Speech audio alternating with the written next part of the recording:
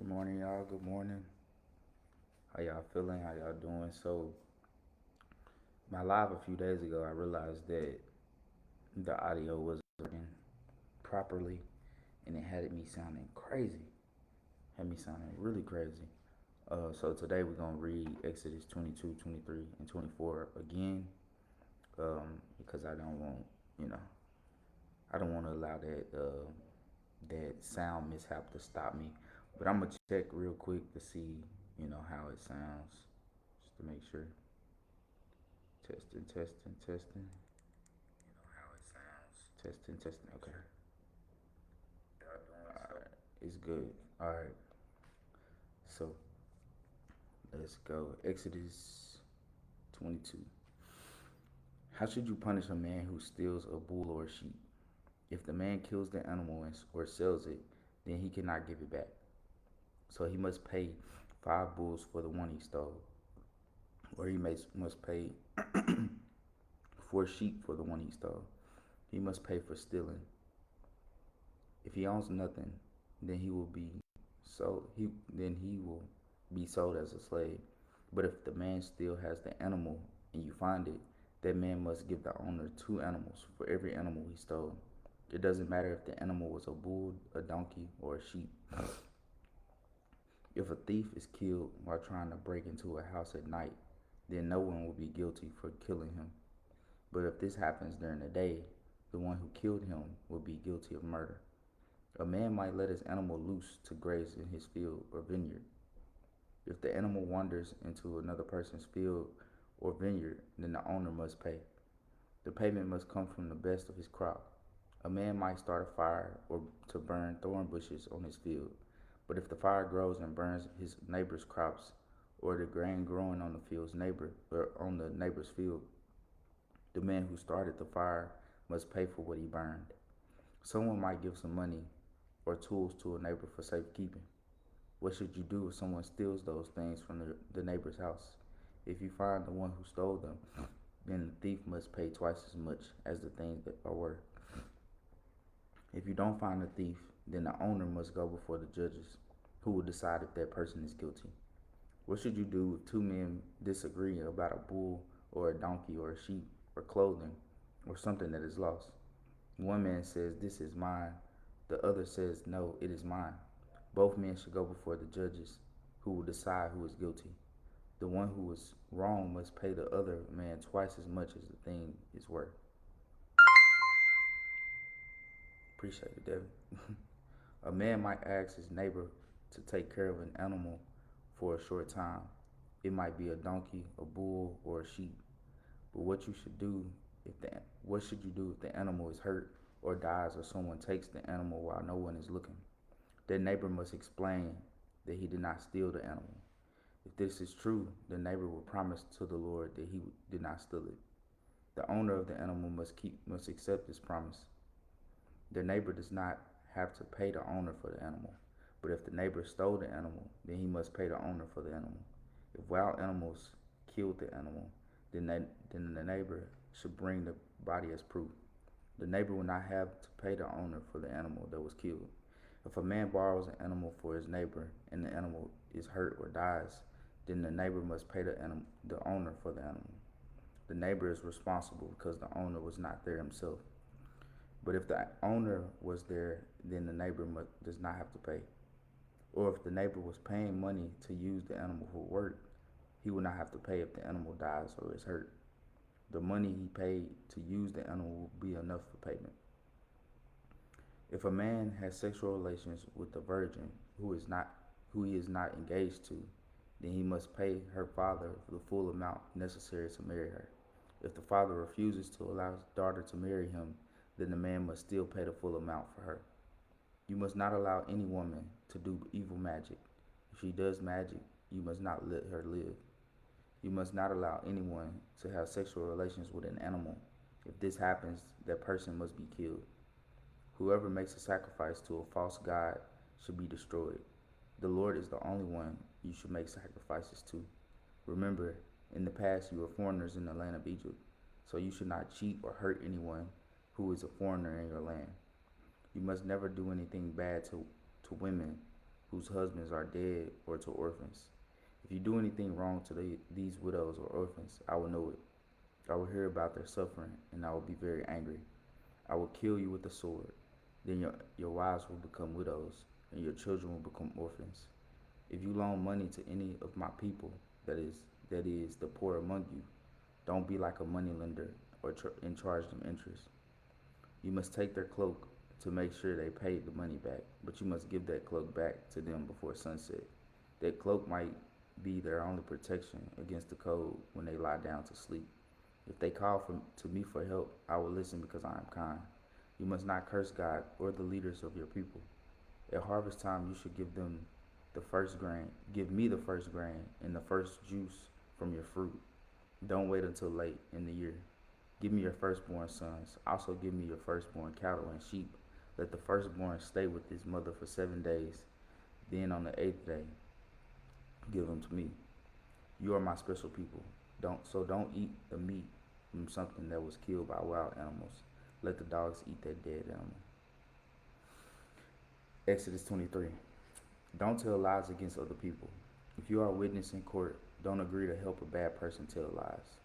Don't do something just because everyone else is doing it. If you see a group of people doing wrong, don't join them. You must not let them persuade you to do wrong things. You must do what is right and fair. In court, don't treat a person in a special way simply because that person is poor. If you see a lost bull or donkey, then you must return it to its owner, even if the owner is your enemy. If you see an animal that cannot walk because it has too much to carry, you must stop and help the animal. You must help the animal even if it belongs to one of your enemies. In court, don't let anyone take advantage of a person simply because that person is poor. Be very careful with someone if you say that someone is guilty of something. Don't make false charges against a person. Never allow innocent people to be killed as punishment for something they did not do.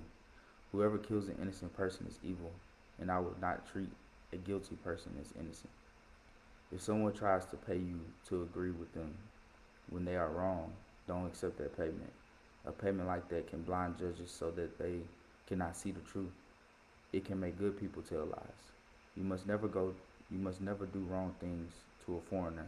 Remember, you know what it's like to be a foreigner because at one time you were foreigners in the land of Egypt. Special festivals. Plant seeds, harvest your crops, and work the ground for 6 years. But the seventh year must be a special time of rest for the land. Don't plant anything in your fields. If any crops grow there, allow the poor to have it, and allow the wild animals to eat the food that is left. You should do the same with your vineyards and with your fields of olive trees. Work for 6 days, but on the seventh day rest. This will allow your slaves and other workers a time to rest and relax, and your bulls and donkeys will also have time of rest. Be sure that you obey all these laws. Don't worship false gods. You should not even speak their names. You will have the 3 special festivals each year. You must come to my special place to worship me during these festivals.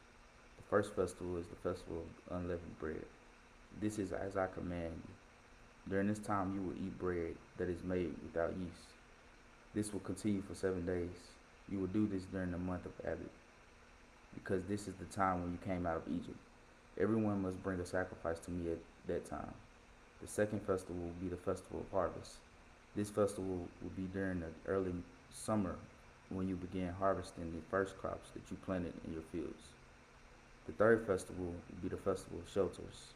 This festival will be in the fall when you finish gathering the rest of the crops from your fields. So 3 times each year all the men will come to the special place to be with the Lord God. When you kill an animal or offer its blood as sacrifice, you must not include anything that has yeast in it. And when you burn the fat from my sacrifices, don't let any of it remain until the morning. When you gather your crops at harvest time, you should bring the first of everything you harvest to the house of the Lord your God. You must not eat the meat from a young goat that is boiled in its mother's milk. God will help Israel take their land. I am sending an angel before you to protect you along the way and to lead you to the place that I have prepared for you. Obey the angel and follow him. Be careful in his presence and don't rebel against him. The angel will not forgive the wrong things you have done to him. or you do to him. He has my power in him. If you listen to what he says and do everything I tell you, then I will be an enemy to all of your enemies. I will be against everyone who is against you. My angel will lead you through the land. He will lead you against my many different people, the Amorites, Hittites, Perizzites, Canaanites, Hivites, and Jebusites. But I will defeat all of them. Don't worship their gods. Don't ever bow down to those gods. You must never live the way those people live. You must destroy their idols, and you must break the stones that help them remember their gods. You must serve the Lord your God. If you do this, I will bless you with plenty of bread and water. I will take away all sickness from you. Your women will be able to have wait, sorry. Your women will all be able to have babies. None of their babies will die at birth, and I will allow you to live long lives. When you fight against your enemies, I will send my great power before you. I will help you defeat all your enemies. The people who are against you will become confused in battle and run away. I will send the hornet in front of you. He will force your enemies to leave. The Hivites, Canaanites, and Hittites will leave your country, but I will not force all of them out of your land quickly. I will not do this in only 1 year. The land will be empty if I force the people out too fast. Then all the wild animals would increase and control the land, and they will be much trouble for you. So I will force them out of your land very slowly. I will do this as you grow and eventually take the land to be your own. I will give you all the land from the Red Sea to the Mediterranean Sea, and from the desert of Sinai to the Euphrates River. I will let you defeat the people living there and force them all to leave. You must not make any agreements with any of those people or their gods. Don't let them stay in your country. If you let them stay, they will be like a trap to you. They will cause you to sin against me, and you will begin worshiping their gods. Exodus 24. God and Israel make their agreement. The Lord told Moses, you, Aaron, Nadab, Abihu, and the 70 leaders of Israel must come up to the mountain and worship me from a distance. Then only Moses will come close to the Lord. The other men must not come close, and the rest of the people must not even come up the mountain. Moses told the people all the rules and commands from the Lord. Then all the people said, we will obey all the commands that the Lord has spoken. So Moses wrote down all the commands of the Lord. The next morning he got up and built an altar near the bottom of the mountain, and he set up 12 stones, one for each of the 12 tribes of Israel. Then Moses sent young men of Israel to offer sacrifices. These men offered bulls to the Lord as burnt offerings and fellowship offerings. Moses saved the blood from these animals. He put half of the blood in bowls and poured the other half of the blood on the altar. Moses read the scroll with the special agreement on it. He read the agreement so that all the people could hear him. And the people said, we have heard the laws that the Lord has given us, and we agree to obey them. Then Moses held the bowls full of the blood from the sacrifices. He threw that blood on the people. He said, this blood shows that the Lord has made a special agreement with you. The laws God gave you explain the agreement. Then Moses, Aaron, Nadab, Abihu, and the 70 leaders of Israel went up the mountain. On the mountain, these men saw the God of Israel. He was standing on something that looked like blue sapphires, as clear as the sky. All the leaders of Israel saw God, but God did not destroy them.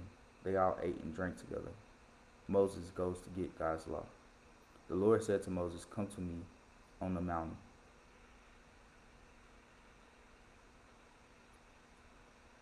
The Lord said to Moses, come to me on the mountain. I have written my teachings and laws on 2 stone tablets. These teachings and laws are for the people.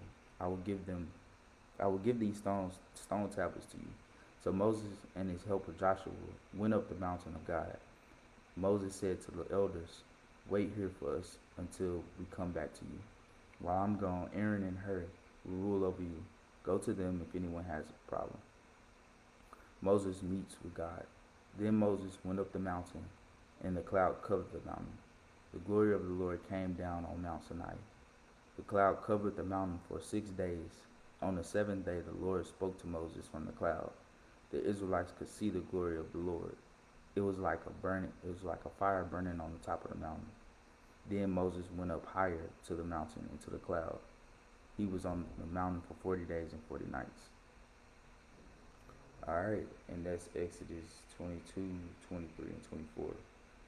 So in Exodus 22, we see more laws and more things like how they need to live their lives when it comes to stealing, when it comes to just different laws, money, lending money.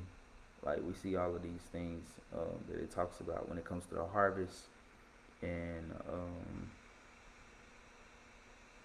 when it talks about giving the firstborn sons the first fruit,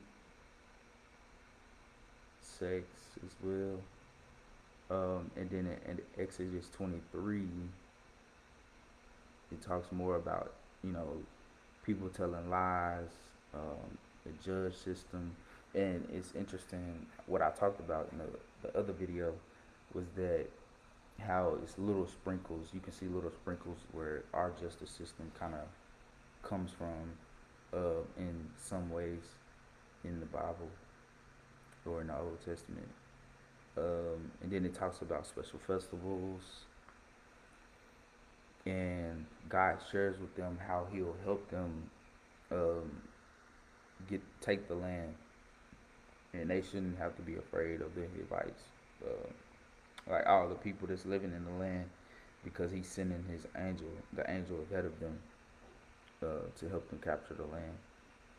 And then in Exodus 24, we see God and Israel make their agreement, and so to solidify the agreement, God gives Moses the laws on stone tablets, and Moses takes him, Aaron, Nadab, Abihu, and 70 elders of Israel and go up the mountain.